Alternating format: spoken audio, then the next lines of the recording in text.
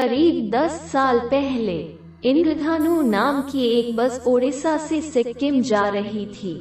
इस बस में 42 पर्यटक सवार थे।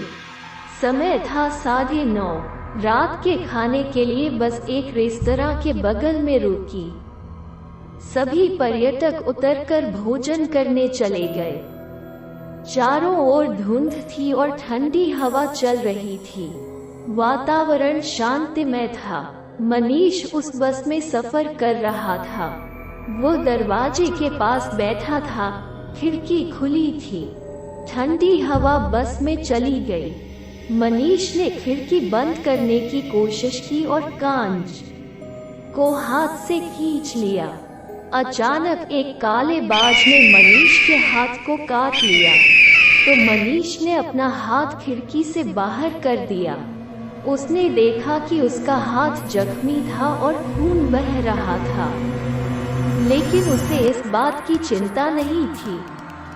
सिक्किम पहुंचने में कुछ ही समय बचा था। उसने अपने चाचा को फोन करके पता बताया कि वो बस से कहां उतरेगा। उसके चाचा ने उसे पता बताया। उसने कंडक्टर को बुलाया और उसे बस रोकने के लिए कहा और बस से नीचे उतर गया। फिर से अपने चाचा को फोन किया और पाया कि यह सही पता नहीं था जो उसके चाचा ने उसे पहले बताया था। उसके चाचा ने उसे चिंता न करने का आश्वासन दिया। वो पहुंच जाएगा वहां 30 मिनट के भीतर।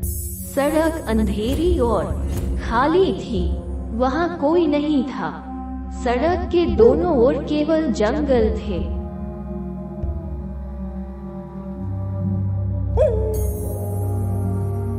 मनीष के पास सिर्फ मोबाइल की फ्लैश लाइट थी। वो फ्लैश लाइट के सहारे आगे बढ़ा। अचानक तूफान आ गया। बहुत से बाजों ने उसे काटा। वो सिर को हाथों से ढंक कर भागा। उसके पीछे पीछे बहुत से बाज भी चल रहे थे।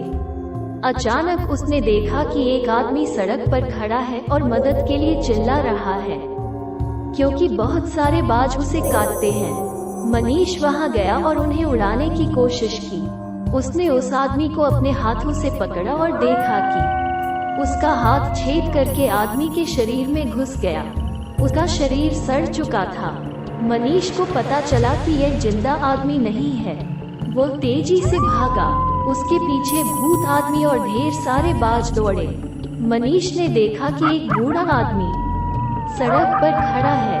उसके हाथ में कुल्हाड़ी थी। मनीष ने सोचा कि वो उस पर हमला करेगा, लेकिन बूढ़े ने मनीष को अपने पास बुलाया और उसे न डरने का आश्वासन दिया।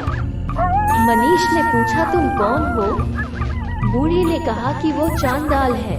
उनका मुख्य व्यवसाय लाश को जलाना था। एक दिन उसने एक मरे हुए आदमी को जला दिया, लेकिन बारिश के कारण वो अच्छी तरह से नहीं जला। शेष अधजले शरीर को बाज खा गए। इसके लिए आदमी की आत्मा संतुष्ट नहीं हुई। जब बारिश होती है तो वो और उसके बाज इस सड़क पर अकेले जाने वाले सभी लोगों पर हमला कर देते हैं। तुम तेज दौड़ो, मैं उसे देख रहा हूँ। जारी रहेगा।